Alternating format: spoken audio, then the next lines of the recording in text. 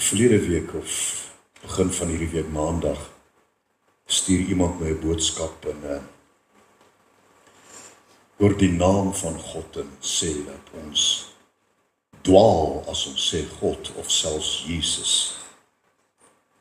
Nou ja, ek het hom toe geantwoord daarop en op baie mooi manier die Hebreëus en die Grieks uit en sy volgende boodskap en dan staan jy nog op 'n kansel en jy preek en jy noem hom God, jy weet, kan jy glo, jy weet, can you believe it?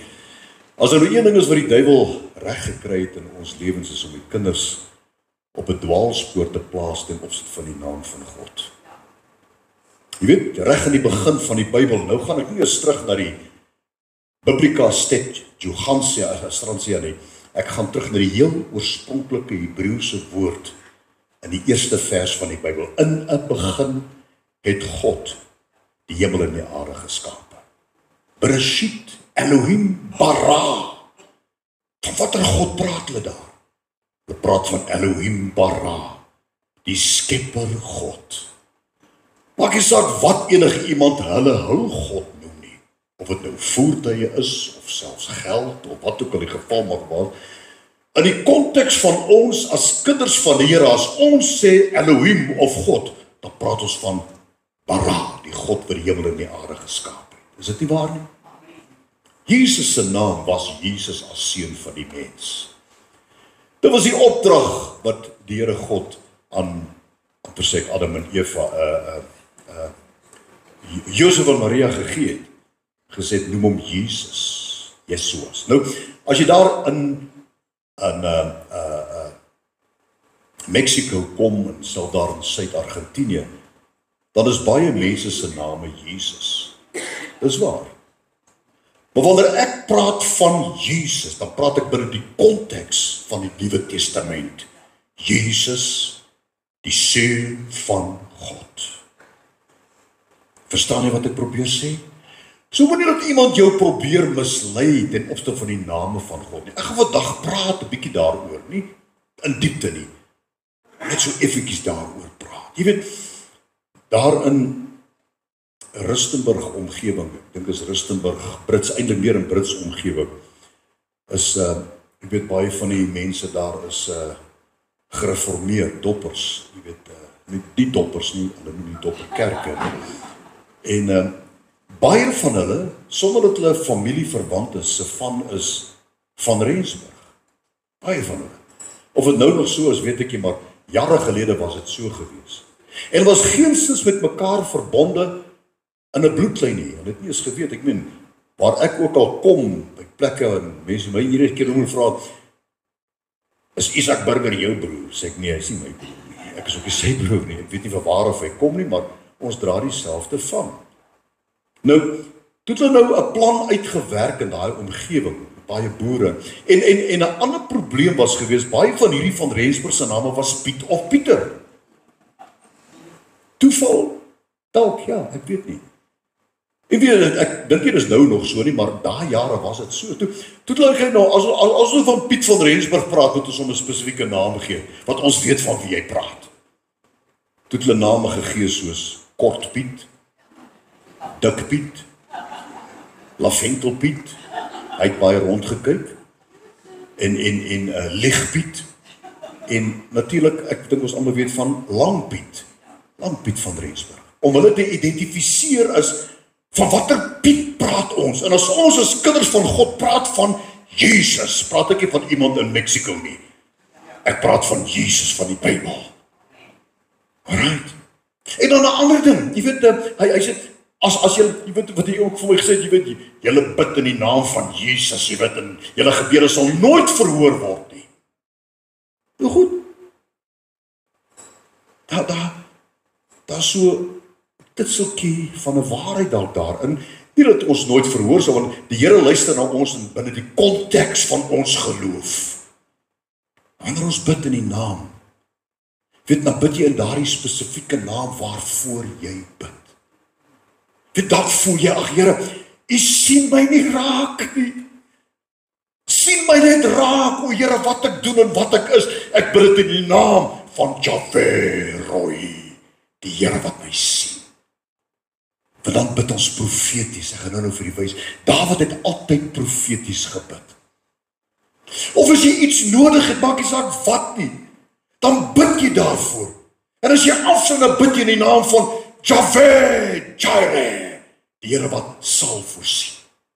Jy sien, want daardie naam van Jesus, die naam Jesus, wat eintlik beteken redder, saligmaker. Leer dan om jouself te laat bid in die naam van hom wat jy nodig het op daai oomblik. As ek net nou hier wegry terug waar ek moet wees vandag na hierdie byeenkoms, is my gebed altyd, Here, bewaar my met die beskermende hand op die pad. Ek bid in die naam van Jahwe Nissi. Die fakkel of die vaandel van God is oor my, want dit is al Jesus se name daai, wat vir ons profeties kan gee, wat ons nodig, wat tot ons voordeel is. Verstaan nie? Sê nie maar nie bid in die naam van Jesus nie, maar leer jouself te bid in die naam van dit wat jy nodig het op daai oomblik. Here, ek voel so eensaam en alleen. Het jy al so gevoel? Ek het hierdie week so gevoel. Here, waar is jy? Voel jy alleen? Ek kan onsself wel so jammer, jy weet. Ek is eensaam en alleen. Maar ek weet, Here, wees hier naby. Ek wil die tasbare teenwoordigheid voel in die naam van Jahwe Shammah, die Here wat by my is. Ek wil vir jou vra, pastoor Dion, gee vir jou mense die name van God en Jesus Christus, sodat ons in daai naam ons gebede kan afsluit. En weer eens, dis nie verkeerd as ek Jesus noem nie, want die Here God weet van wie ons praat. As ek in hierdie konteks van my gebed, of in hierdie konteks van my geloof en verwagting en afwagting en my totale mislukking na die Here roep, sê Jesus, dan weet die Here God van wie ek praat. Moenie laat iemand jou mislei nie, hoor. Ek het nou al ouens gehoor, en kom en sê, ek bid in die naam van Elohim, Gashalakasa, dat ek nie 'n klou waarvan hy praat nie, en ek weet 'n bietjie van Hebreëus. Dat hy iewers gehoor, dan noem hy daai naam, en sê weer hy naam. Ja, ek herken nie daai naam, jy moet jou gebed verander, my broer, want ek ken nie daai naam nie. So moenie probeer dinge, en as jy nie iets verstaan nie, vra vir iemand. As jy regtig wil bid in die naam van Jahwe en al die name wat daarmee gepaard gaan, vir jou besonderse situasie en jou besonderse vraag en versoek aan die Here en jou behoefte. Dis baie maklike name. Ek meen van die maklikste name om te hou, is daardie lys van name. En elke keer, feitelik elke keer, as ek die Bybel lees, vir al die oude, dan ontdek ek 'n nuwe naam van God. Wat tot voordeel is van elkeen van ons. Moenie dat iemand jou mislei ten opsigte van die naam van God nie. Hy sê reg aan die begin, Bereshit, nie Bareshit nie, Bereshit, in 'n begin, het Elohim bara Shameh Eretz. En as ek hom God noem, dan weet hy van wie ek praat. Ek praat van hierdie skepper God, van Genesis hoofstuk 1. Kan jy sê amen? Satan het dit reg gekry om ons so op 'n dwaalspoor te plaas van, is dit so dat God gesê het? Is dit so dat dit staan in die Bybel? My broeder, as dit daar staan, dan staan dit so. Jy weet baie om hierdie te glo nie. En sy opdrag was gewees, gee hom die naam van Jesus. So as seun van die mens was sy naam Jesus. En hy sal Jesus bly, daarom kan ek vandag uitroep en sê, Jesus is die seun van God. Amen. Halleluja, dit was net so terloops gewees, dat ek dit genoem het van lang Piet en lieg Piet en al die diepe dinge. Jy weet, en ek wil graag met u praat oor 'n naam, as jy nou onder die Joodse, ortodokse Jode 'n bietjie kennis dra van hoe hulle met mekaar praat, hoe hulle praat oor die Bybel, dan sal jy agterkom dat wanneer hulle van God praat, ek weet ons het vrymoedigheid om in te beweeg, maar hulle het so heilige vrees gehad vir daardie naam, dat hulle dit nie eens geskryf het nie. Net die eerste en die laaste letter met 'n streepie in die middel. Maar dan het hulle begin praat van 'n ander naam behalwe God, die skepper God. Emunah. Jy kry boeke wat deur die ortodokse Jode geskryf is van hoe jy onder die riglyne van Emunah jou huis moet hanteer, jou finansies moet hanteer, jou vrou moet hanteer ensovoort. En dan gebruik hulle regdeur die woordjie Emunah. Ek wil graag met u die ware betekenis van daardie woorde Emunah. Ek moet hom seker aanskakel, ja, daar sê, is hy aan. Die God van trou. Elohim Emunah. Ons het net 'n paar liede gesing. Ek dink daar's min liede wat ons vanoggend gesing het oor die woordjie vertrou of trou, vertroue in God nie genoem is nie. Daar's 'n verskil tussen om God te glo en om God te vertrou. Almal glo in 'n God. Daar's nie 'n ding soos 'n ateïs nie, maar wat hy glo in 'n God. Of dit nou geld is en of dit nou wat ook al hy glo in iets, want dis 'n leemte waarmee die Here God, die Elohim bara ons geskape het, wat gevul moet word met iets. Het sy wêreldse musiek, nou praat ek van sataniese musiek, wêreldse musiek, nie altyd satanies nie, hoor. Ek weet as jy regtig na by die Here wil wees, dan kan jy ook maar sê, al die veld is vrolik, al die voeltjies, ek ken nie die eerste woorde. Ek weet, daar uit die FAK, dit is so 'n boek te sangbedoel, ek weet nie, verstaan nie? Dan kan jy dit sing, weet jy wat, musiek kom uit God se hart, en Satan het alles wat God geskaap het hy verdoesel met 'n leuen. Huweliksverband tussen man en vrou het Satan gevat, en hy het iets viesliks daarvan gemaak. Geld. Die Here weet ons het geld nodig, en daarom leer julle van hoe om dit te gebruik, sodat God vir jou kan gee. Die Here het niks 'n probleem met rykdom nie, inteendeel, van die mees bekendste manne in die woord van God was skatryk. Selfs die vrou Abigail met wie Dawid getrou het, was skatryk vrou gewees. Slim man, hè? Baie slim man. Ja, so die Here het nie 'n probleem. Ek weet, Salomo was tot met vandag toe. Elon Musk het nog 'n paar biljoen of hy gaan die eerste triljoenêr wees binnekort. Kom nie naby die rykdom van Salomo nog nie. So God het nie 'n probleem met geld nie, hy sê hoe jy jou geld hanteer. As hy sê geld is die wortel van alle kwaad, dan praat hy nie van hoe jy dit spandeer nie, hy praat as jy verkeerd spandeer. Dan word dit vir jou wortel van kwaad. Gaan en verkoop alles, sê die Here, en kom terug, gee dit vir die armes en kom terug. Die Here het nie gesê jy moet dit, hy sê hy het hom net getoets. Want dit wat jy gee, vir jou sal gegee word. Onthou dat al die Here nooit 'n probleem daarmee nie, hoor. Die Here wil hê ons moet suksesvol wees vir dit ook op. En El Emunah, die God van trou, is 'n duidelike voorbeeld daarvan. Net voor Moses se dood, net voor die volk in die Jordaan getrek het, die beloofde land binne, praat die Here met hom en hy sê vir Moses, Moses skryf hierdie lied. Die Here gee vir hom die woorde van daai lied en leer die volk Israel. En ons lees dit daar in Deuteronomium hoofstuk 32 vers 3 tot 4. Dis die lied wat die Here gesê het, Moses moet neerskryf en vir sy volk leer. Kyk 'n bietjie na die woorde, hy sê, want die naam van die Here, daar is 'n kragtige, magtige uitdrukking in die Hebreëus, is dit Shem Javeh Elohim. Hey, broeders, en as ons dit die naam van die Here, van watter Here, die skepper van hemel en aarde, uiters belangrik. Maar moet nie obsessie ontwikkel daarvan nie.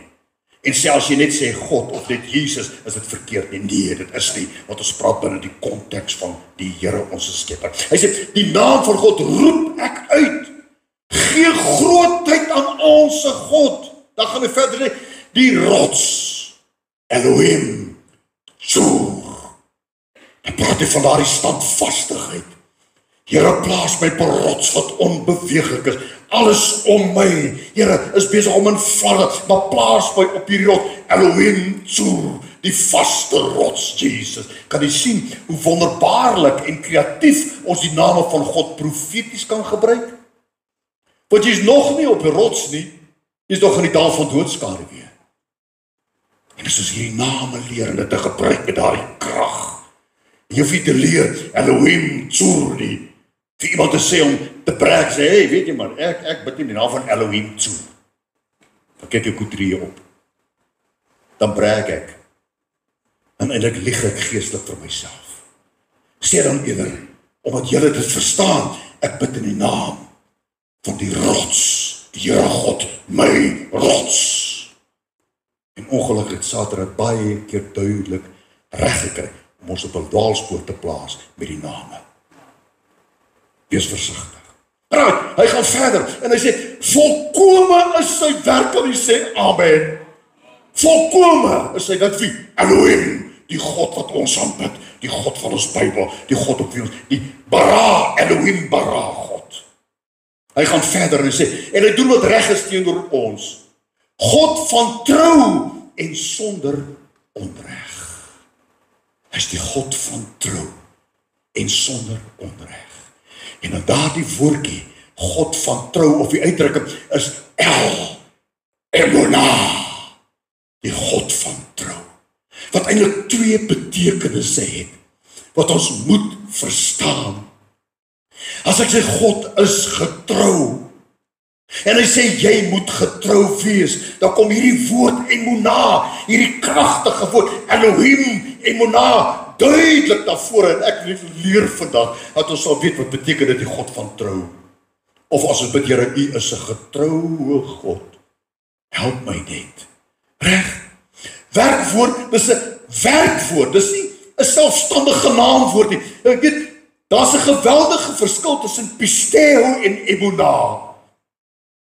Glo en trou, of vertrou. Almal glo in iets. Almal glo in iets. Maar, ek glo, as mens jy politikus wat het jare terug gesê, jy weet, ek glo, maar dat doen hy niks, amper sê ek bokkerom. Doen hy niks. Toon nou jou werke, en ek sal sê hoeveel geloof jy het. En dis waar Emunah na vore kom, sonder om enige twyfel in ons harte te plaas, met wie het ons te doen, en wanneer ons bid, en wanneer hy met ons praat, en hoe hy met ons praat. Hierdie werkwoord dui in die eerste plek op elkeen van ons wat glo in die Skepper God. Elohim Bara. Kom ons gaan kyk. In die eerste plek beteken Emunah wat op ons dui, wat 'n vas, dit is 'n aanduiding van 'n vasberade, 'n onveranderlike, 'n ferm, 'n onwrikbare geloof in God moet hê. Hy praat van ons. Ag, ek vertrou die Here nie. Nee, hy praat van 'n onveranderlike ferm, 'n vasberade. En reg deur die gebede van Dawid sien ons selfs in 'n dal van doodskarwe hoe hy vasberade glo met wie hy te doen het. Reg. Goed, 'n vasberade, onveranderlike, ferm, onwrikbare geloof in God moet hê, omdat hy die tweede gedeelte betekenis van Emunah. Maar dit begin eerstens by ons. Omdat hy die enigste onveranderlike, verhewe, alomteenwoordig, en dit is al hierdie woorde ingelig, beteken nie een van die woorde, beteken al die woorde tesame. Alomteenwoordige, almagtige, liefdevolle, wonderwerkende, goedgunstige, bonatuurlike en kragtige skepper van die heelal is. Daai twee loop hand aan hand, broeders.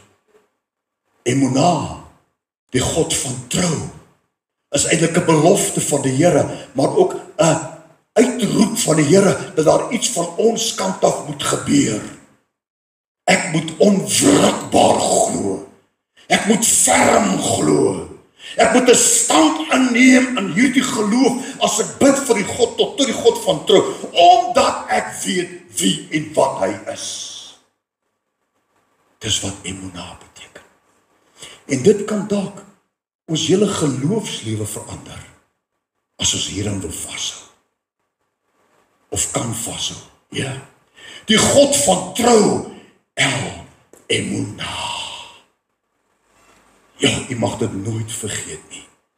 Maar wat jy eerstens nooit moet vergeet. Al vergeet jy hierdie woord emunah, onthou die woordjie die God van trou. En wat die woordjie trou beteken, dit is iets van jou kant af, 'n werkwoord van jou kant af, 'n aksie van jou kant af en 'n reaksie van God se kant af.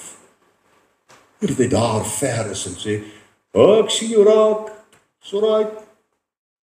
Hou aan my kind, druk deur my kind hier. Elohim, emunah, beteken, hy beweeg nader aan jou, omdat daar 'n aksie is. Dit is amper soos trappe klim, jy weet, geloof beteken, daar's trappe. En daar's trappe in jou lewe om sukses te bereik. Dis nie sommer net so nie. Ons is nie Superman en Superwoman nie. Ons is skepsel van God. En as jy die trappe sien vir jou droom wat hy vir jou in gedagtes het, jy wil graag daarbo kom, jy glo dit, help jy glo in Jeremia 9:11 wat sê, ek het gedagtes aangaande jou, gedagtes van vrede van om jou hoopvolle toekoms te gee nie. Daar's trappe. Daar's trappe om te klim om daarbo uit te kom. En baie keer hierdie trappe op daar na boontoe, as jy sukkel om te loop, moet jy nooit die trappe probeer daar agter nie, hoor. Jy gaan val, papa. En baie keer is hierdie trappe gevaarlike trappe. Deur dale van doodskaduwee. Die help jy ek glo, daar's 'n trap nie. Help jy ek graag wil agter daardie podium staan nie. Dis Here asseblief, ek wil graag daar staan. Doen iets, Here, dat ek daar kan staan. Dan sê die Here, jy stupid Theoburger. Wat emunah beteken, jy moet iets doen. So ek moet gaan, en ek moet hierdie klappe klim. Bang, bang, bang. En raai wat? Hier is ek weer met my Bybel voor die deur. Kan jy sien wat dit beteken? Dis waarop emunah, dis eintlik die basis van geloof in God. Ons het soms meer geloof in die benarde situasie waarin ons onsself verkeer of bevind, as wat ons geloof in God het. Ons glo eerder die regering, die wette en al daardie tipe dinge. En ons kyk verby hierdie ene El Emunah, wat standvastig is en wag vir ons reaksie en aksie. Dit was die verskil tussen Saul en Dawid. Toe Dawid nog 'n klein seker, sy ma nie so baie om hierdie dinge geleer. Sy het om hierdie dinge geleer. Sy het vir hom geleer, Dawid, jou ma is leeu's en is jakkals en hulle gaan my doodmaak. En sê, nee Dawid, leer om met jou slingervel te swaai. En wanneer jy 'n leeu leer hoor brul, dan las jy daai klik en jy slat hom tussen die oë. As jy hom tussen die oë, dan gryp jy aan die baard en jy pluk hom grond toe. Dis wat Nietzsche wat vir Dawid geleer het. Sy het hom geleer om vas te staan, om te glo, die Here is groot, die Here is almagtig. Wat sy het hom geleer, kyk na die maan, kyk na die sterre, God het dit geskape, en as hy dit geskape het, hoe kan hy nie aan jou dink nie? Ja, maar die leeu's brul. Ja, my kind, dit sal altyd brul, totdat jy leer om die slingervel te swaai. Dawid was 'n baasvegter, nog voordat hy voor Goliat gestaan het. Daarom toe hy voor Goliat staan, nog voor hy voor Goliat gaan, toe kom hy en hy sê, emunah, ek vertrou God, want hy is die een wat my gehelp het in die veld. Hy is die een wat my gehelp het om die leeu en die beer en die jakkals uit mekaar uit te ruk en daar die skapies by mekaar te hou. Hy is die een wat my geleer het. En met hierdie onbesnede Filistyn sal presies dieselfde gebeur. Want ek glo in die God van die leerskares van Israel. En toe hy voor daardie reus staan, het hy wat het nou gedoen nie? Hy het nie 'n besoeker gehad nie, hy het daai slingervel gehad waarmee sy ma gesê het, leer om die jakkalse, leer om die leeu's, leer om die beere weg te jaag of selfs dood te maak. En Dawid moes elke dag met hy slingervel. Dawid was die beste gewees by die slingervel by 'n wedstryde. Hulle het sulke kompetisies gehad in die veld. Ek ben baie keer lê die skape en dan kom al die skape by mekaar en sit hulle teiken daar en dan kry hulle met 'n swaai met die slingervel. En Dawid het altyd gewen. En dan vat hulle daardie stok wat 'n tou gehad en dan swaai hulle daai stok om te kyk wie kan daardie stok die verste gooi, om daardie teiken, daai bierblik, of nie bierblikkie, 'n koudblik raak te gooi. Dis wat gebeur het daar. So Dawid besluit, broeders, ek wil vandag vir jou sê, jy moet begin leer op jou voete te staan. Jy moet begin leer om in die hand van God te leer hoe om te doen en wat om te doen. Jy moet begin leer om reg te bid. Jy moet begin leer om reg te aanbid. Jy moet leer om die El Emunah, die Elohim Emunah God te dien. En jy moet standvastig wees. Want dit is 'n werkwoord wat by jou begin. Reg. Ek glo vas, maar dit wat El Emunah begin. Ek eerste, ek. Jy, as jy selfoon het, neem 'n foto hiervan, want dit kan ook vir jou iets beteken in die toekoms. Hy sê, ek glo vasberade, onveranderlik, ferm, onwrikbaar, en ek het een vergeet daar, onwankelbaar in bara, God die skepper van hemel en aarde. Ek glo in hom. Glo jy so in hom? En as jy dan glo, gaan jy hierdie trappe klim, omdat jy weet, hierdie God, omdat jy so glo, gaan iets met jou gebeur. Die tweede gedeelte van Emunah, omdat hy, die enigste, die verhewe, die almagtige, die alomteenwoordige, die onveranderlike, die bonatuurlike, die wonderwerkende en kragtige skepper van die heelal is. En weet jy wat? God was die skepper van heelal. En gelees in Genesis hoofstuk 1. En kyk hoe hy die aarde herskep. Het hy die aarde weer op 'n plek te bring dat alles in orde was. Alles in plek was.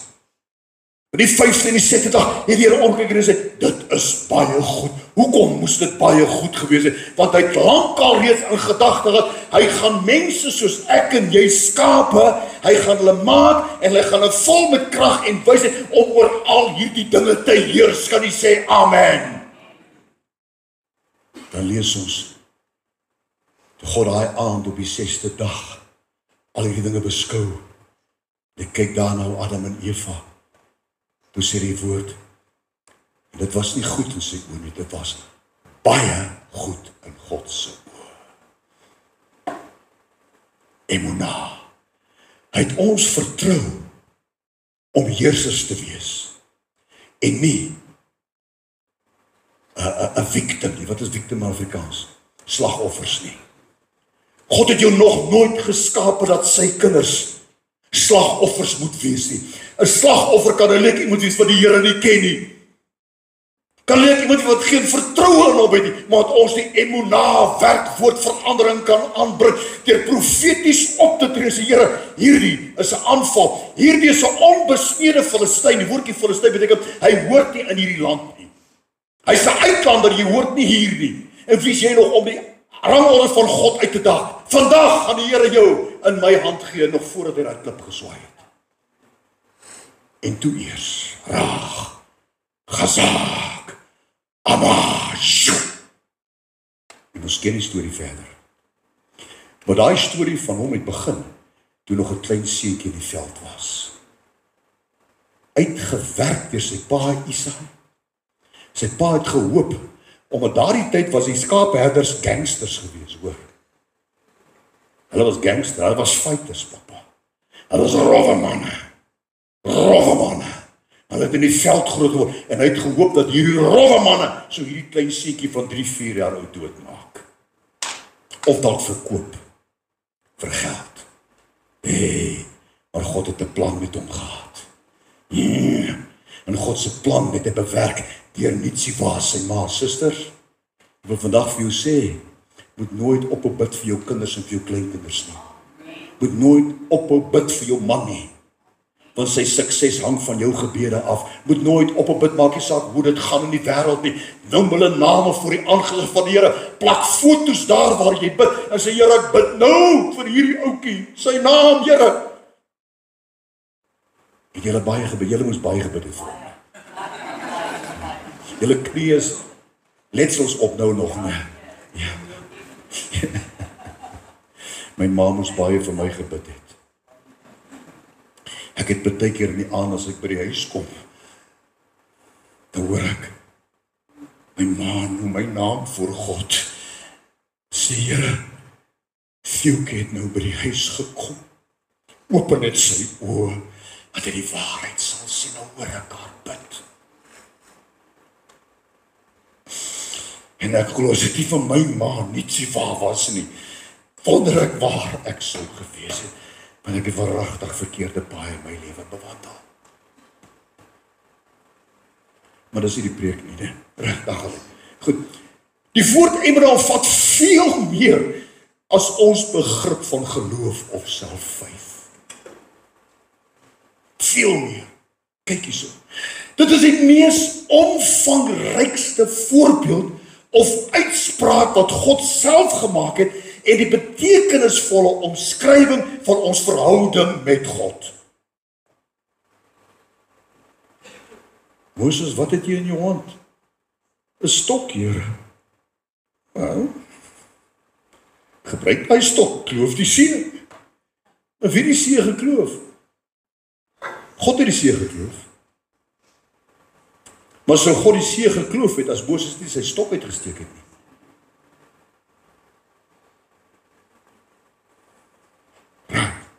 Dit praat van ons verhouding met hom. En dit is na hierdie verhouding waarna Jesus verwys in hierdie gedeelte Markus 11, waar die disippels kom en sê, Here, die vyeboom is vervloek. Die Here het nie die vyeboom gevloek om die vrugte, want dit was die seisoen van die vrug. Hy wil iets vir sy kinders geleer het. Hy wil iets vir ons leer ook vandag nog. Dan kom hy volgende af sê, Peter, Here, kyk net hierdie boom, u het hom vervloek. En hy's dood.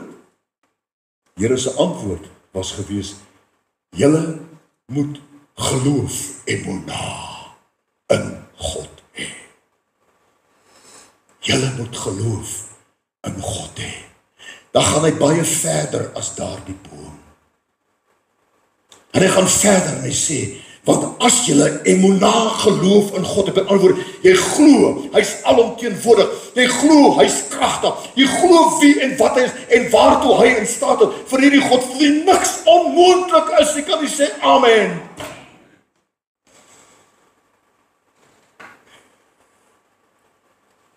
En hy sê, julle moet bietjie meer doen as hierdie boom. Want as jy 'n boom verkeerd snoei, dan vrek hy ook, vra my. Ek het die lekkerste wit vleisperskes geplant. Ek het die eerste keer geëet by Woolies. Jy weet jy al 'n wit vleisperskes geëet? Van, my ma, hy's lekker. Heerlik.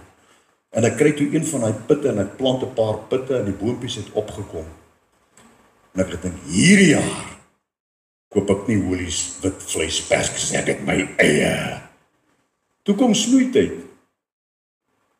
Toe ek hulle klaar gelê, toe vrek al die bome. So. Anyway, dis nie die krag wat ek gehad het nie. Ek het hulle verkeerd gesnoei. So, die Here kom met 'n groter uitdaging by hulle as wat hy gedoen het. Want hy sê mos iewers in die Bybel, julle sal meer en groter dinge doen as wat ek gedoen het, want julle het meer tyd. Hy het net 3 jaar tot sy beskikking gehad. Hy sê, as jy vir hierdie berg sê, hef jou op en gaan plaas jou op 'n ander plek, en jy glo dat wat jy sê, gaan gebeur net wat jy sê. Wat 'n uitdaging van die Here is dit nie. Hy het jou gemaak om groter dinge te doen as wat Jesus op aarde gedoen het.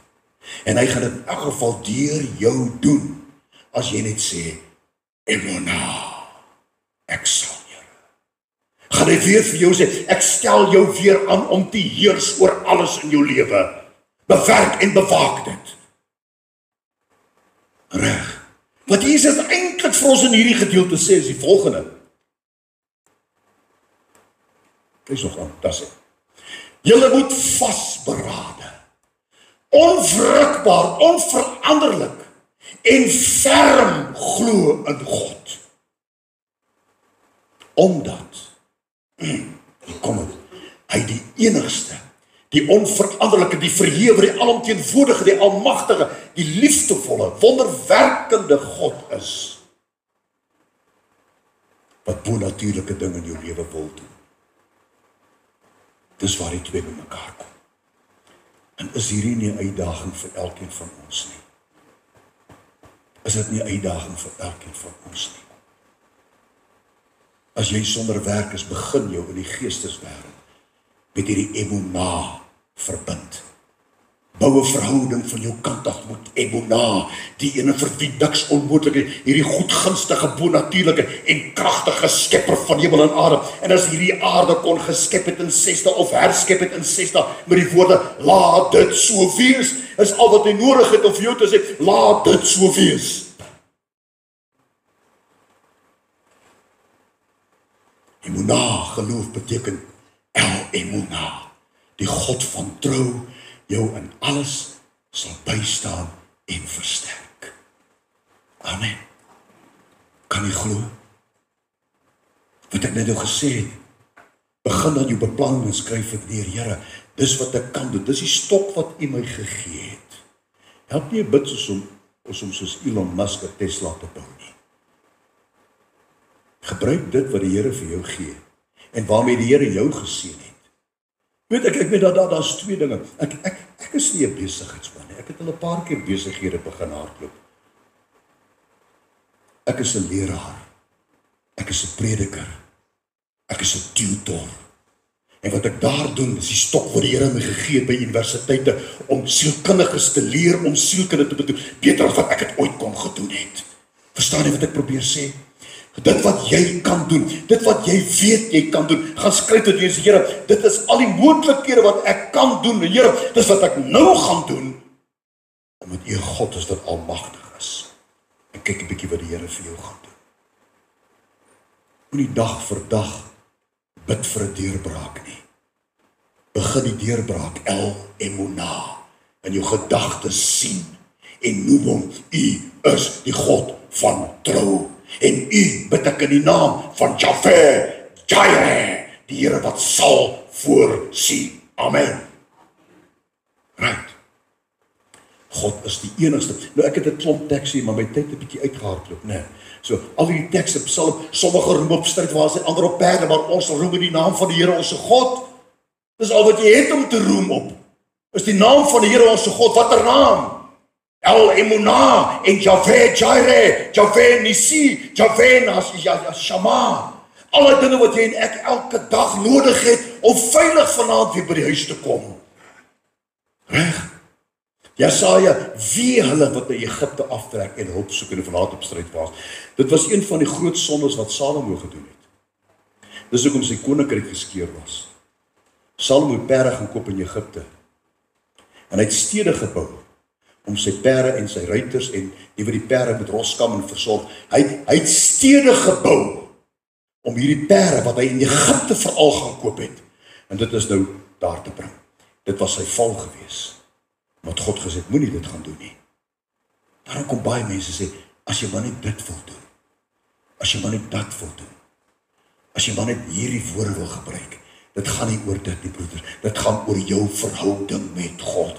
En as ek sê, die Here is my God, dan praat ek nie van geld, ek praat nie van wysheid of kennis of insig, ek praat van Elohim, Bara, die skepper van hemel en aarde, ek praat van Elohim, Yeshua, Here God, die Vader van ons Here Jesus Christus. Verstaan jy wat ek sê?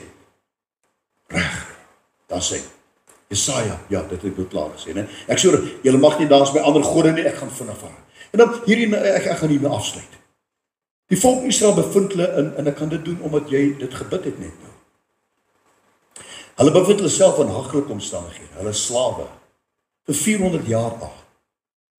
Nie net vir 40 jaar, vir 400 jaar is hulle slawe. Ons land by die nuwe bedeling is nou maar eers 30 plus jaar oud. En kyk hoe gaan dit. Daar dinge gebeur by die Israeliete na 400 jaar, wat God direk in die bors geslaan, en hy het net gewag op man en vrou wat hom moet begin aanroep. Hulle het so gewoond geraak om slawe te wees, dat hulle gemurmureer het vir 40 jaar in die woestyn om terug te gaan na Egipte toe. Daar het hulle begin die gode aanbid, wat die Egiptenare aanbid het. Daarom het God die 10 plaae gestuur, om al die gode, nie vir Egipte nie, maar om sy kinders te wys, daar's net een God, en het elkeen van die gode verwoes. Steekvlee, Nylrivier. Almal het Dan maak hulle 'n goue beeldjie van 'n steekvlieg. Dis wat gebeur het. En dan bid hulle, ja, voor hierdie steekvlieg, daai steekvlieg nie hierdie jaar.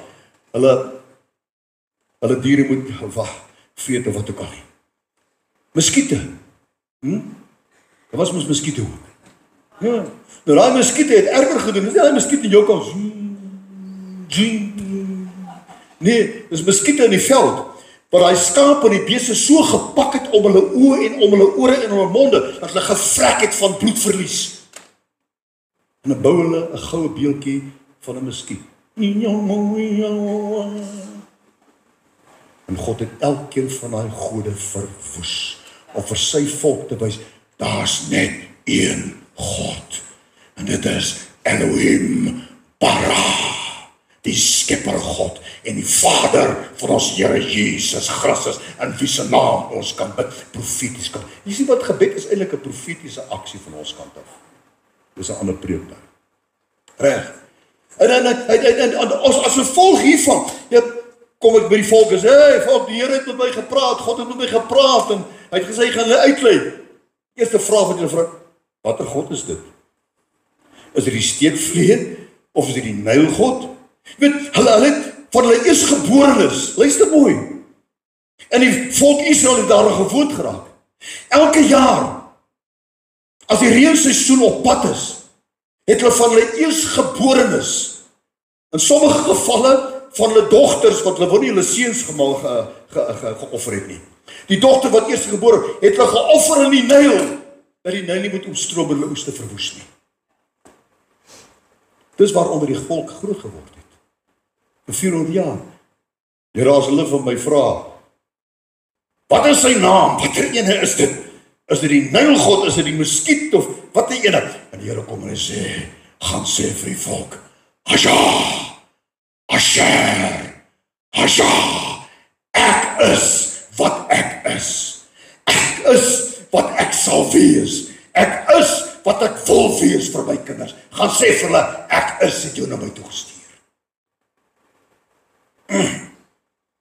En ek het ons al gesê, net toe Jesus daar nie, in die tyd van die Getsemane is, toe het hy ook die woorde uitgeroep, Asher, toe daar die 600 plus soldate gekom het, om hom gevange te neem, zwaar gewapende soldate, en die Sanhedrin polismanne, om hom gevange te neem, en hulle vra, wie soek julle, vra Jesus? Ons soek Jesus van Nazareth, en hy sê, ek is, Asher. En toe struikel daai 600 manne agteruit soos dronkmanne, en hulle val op die grond neer. Dis die God, vir wie ons sê, Jesus, die Seun van God. Dis die God, in wie se naam ons kan bid. Dis die God, wat Satan van ons wil steel, sodat ons nie hom moet herken, as ons 'n God op wie ons kan vertrou nie. Hy sal alles in vermoed doen, hy gee nie om jy gaan kerk toe nie, hy gee nie om jy lees so Bybel nie, solank jy net hierdie, is dit so? Is dit so? Soos hierdie over my gesê, dan waag jy dit nog om op 'n kansel te staan en te preek. Daai Charlie Ware syndroom het daai dag teruggekom na my toe. Ja. En nou, dis 'n ander preek. Asher, ek is wat ek is. Ek is wat ek sal wees. En ek is wat ek sal wees vir jou, sê die Here. Reg. En kyk wat gebeur, hy weet ons woord, ek het dit klaar vir u gesê, né? Hy weet hulle menswaardigheid is afgebreek en hulle is gebore as slawe, hulle leef as slawe, hulle het geword so slawe. Die geskiedskrywer sê dat baie van die Israeli vroue het hulle self verkoop aan die Egiptenaars om 'n beter lewe te kan kry, om 'n beter almoes te kan kry as die ander. Om nie in die veld te gaan werk, het hulle liggame verkoop. Ja. In die Holocaust, die 4 jaar Tweede Wêreldoorlog, het presies dieselfde gebeur. Daar was 'n groep Israeliete wat geroep het tot God. En daar was 'n Israeliese vrou wat hulle liggame verkoop het aan die Nazis, sodat hulle beter beskerm kan word. Ons moet versigtig wees, broeders en susters. Jy moet versigtig wees wanneer die storms om jou lewe woed. Wat jy doen en aan wie jy jou siel verkoop. En hoe jy dit doen. Daar's net een ding wat jy moet doen wanneer die storms woed en ons het daai lied gesing, is om op die Here te vertrou as Elohim Emunah, die Here God op wie ek kan vertrou. En om dan jou stand te neem en te sê ek sal vorentoe beweeg, ek sal aangaan, hierdie Bybel is waar. Ek wil dit vir u sê. 'n Bietjie kennis wat ek het van Grieks en Hebreëus. Ek lees nie die ou vertaling, die 33 vertaling. Maar ek bring hom altyd terug as ek ietsie verstaan nie, na die oorspronklike teks. En daar is bitter min verskille tussen die oorspronklike taal en hierdie ou Bybel wat ons het. Moenie dat iemand vir jou lieg nie. Ja, daar is Bybels deesdae wat gedruk is, wat totaal en al uit die bly eerder by die ou vertaling. Die lewende Bybel kan jy ook nog lees, maar wees versigtig vir ander vertalings, hoor? Ja. Reg.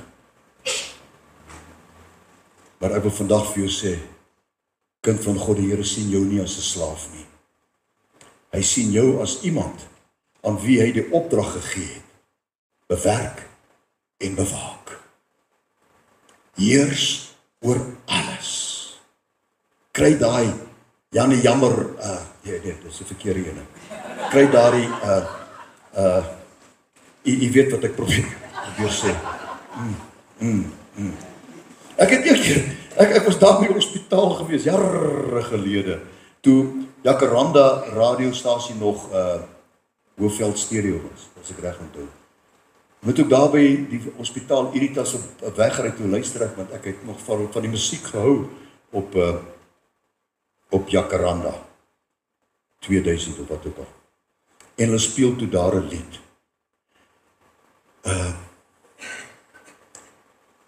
Dikbek lang gesig, dikbek lang gesig, ek is teen vir jou dikbek lang gesig, dikbek lang gesig, en net daar gee die Here my 'n boodskap, en ek het daai Sondag gepreek oor die dikbek lang gesig.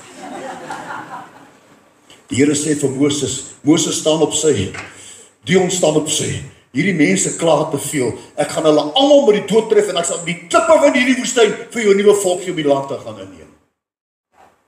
As dit nie vir Moses was, wat hierdie dikbek lang gesig mense beskerm het nie, en hulle het hom moeilikheid gegee, tot hy net voordat hy dood is. Dikbek lang gesig. Nou is jou man, of jou vrou, of een van jou kinders, maar jou toe kom het so lang gesig, dan begin jy, dikbek lang gesig, dikbek lang gesig, ek is tierie vir jou dikbek lang gesig. Amen.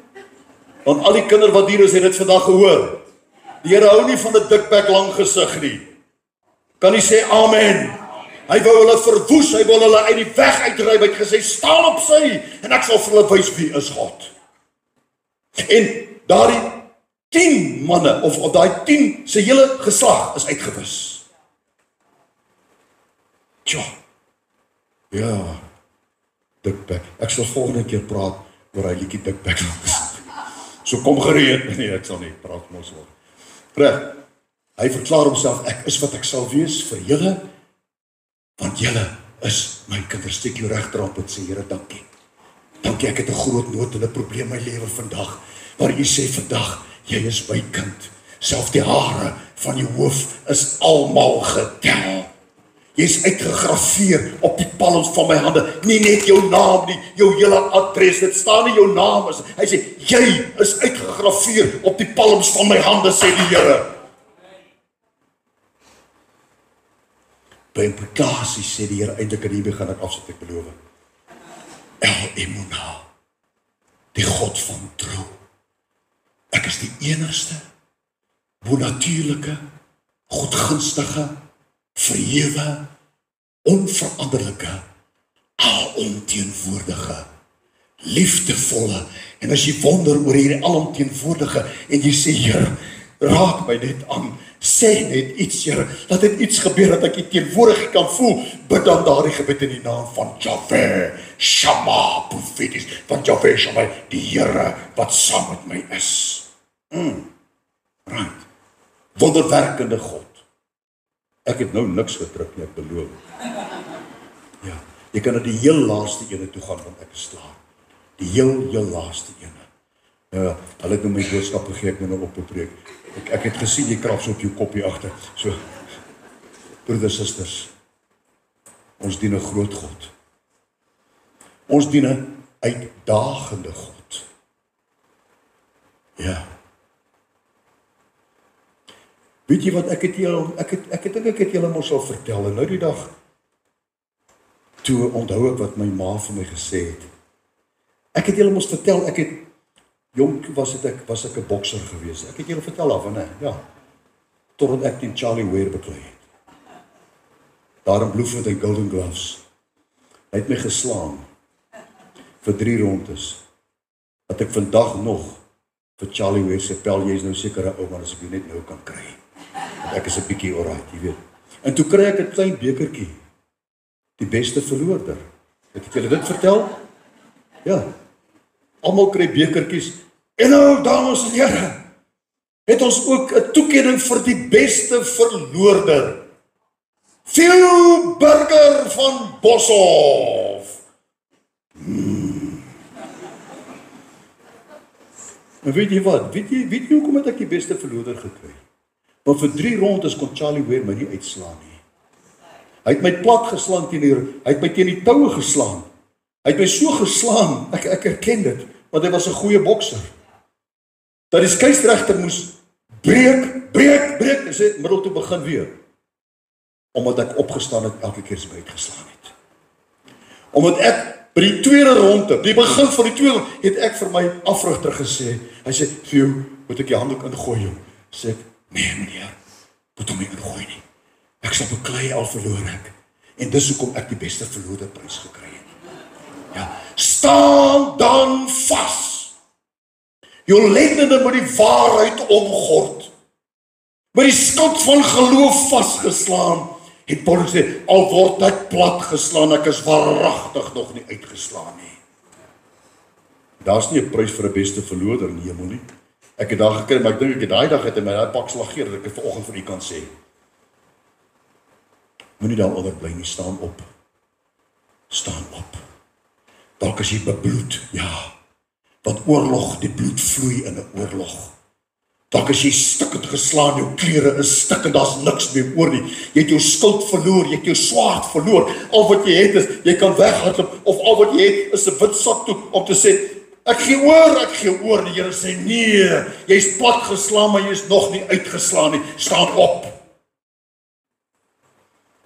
Here, dis wat ek bid vir elkeen van ons hier vandag. Hier's mense wat al voel ek is plat geslaan. Hier's mense wat al dink hulle is uitgeslaan, maar die feit dat hulle hier is, Here, hulle is nie uitgeslaan nie. En U sê, El Emunah, ek is jou God. Dankie dat ons kan opstaan vandag. En dat ons die vyand weer in die oë kan kyk. En sê, ek is nog nie klaar nie. Jy het nog nie gewen nie. Dankie daarvoor in Jesus naam. Amen. Dankie vir die geleentheid om weer hier te kon wees. Pastor Dion, is ek reg?